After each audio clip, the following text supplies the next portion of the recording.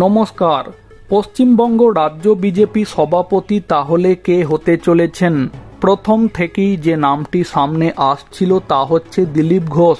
কিন্তু অনেকেই বলছিলেন যেভাবে মেদিনীপুর থেকে সরিয়ে এনে দিলীপ ঘোষকে বর্ধমান দুর্গাপুর লোকসভা আসন থেকে হারানো হলো, তাতে করে 2024-এর লোকসভা ভোটে দিলীপ ঘোষ পরাজিত হয়ে যাওয়ার পরে এখন দিলীপ ঘোষ বিজেপি ছেড়ে তৃণমূলে যোগদান করতে চলেছেন। কিন্তু তেমনটা যে হওয়ার সম্ভাবনা নেই একথা আমরা যেমন প্রথম থেকেই অনুমান করতে পেরেছিলাম এবং এখন সেটা আরও বেশি করেই বোঝা যাচ্ছে।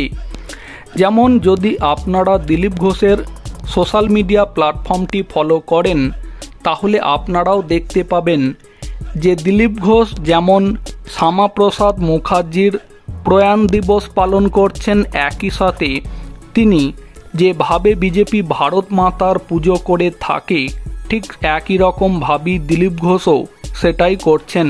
মানে ইঙ্গিতটা পরিষ্কারই ছিল যে দিলীপ ঘোষ অন্তত বিজেপি ছাড়ছেন না।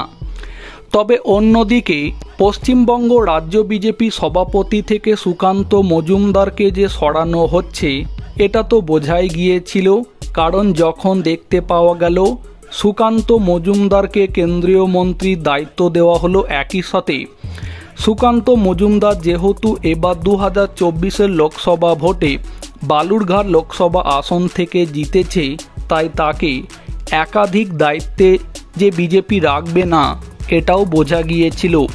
তবে আপাতত যে খবরটি জানতে পারা যাচ্ছে সাম্প্রতিক সময়ে পশ্চিমবঙ্গের রাজনীতি নিয়ে সেইভাবে কিন্তু দিলীপ ঘোষ আর কোনো কথা বলছেন না। মানে এক্ষেত্রে রাজনীতিবিদরা যে অনুমানটা করছেন হয়তো কেন্দ্রীয় স্তর থেকে দিলীপ ঘোষের কাছে কোনো খবর চলে এসেছে এবং পশ্চিমবঙ্গ রাজ্য বিজেপি সভাপতি যেহেতু তাকে করা হবে, তাই দিলীপ ঘোষও এখন আগাম এই বিষয় নিয়ে সেরকম কিছু মিডিয়ার সামনে বলতে চাইছে না। তো এখন দেখা যাক শেষ পর্যন্ত পশ্চিমবঙ্গ রাজ্য বিজেপি সভাপতি দিলীপ ঘোষ হয় কিনা।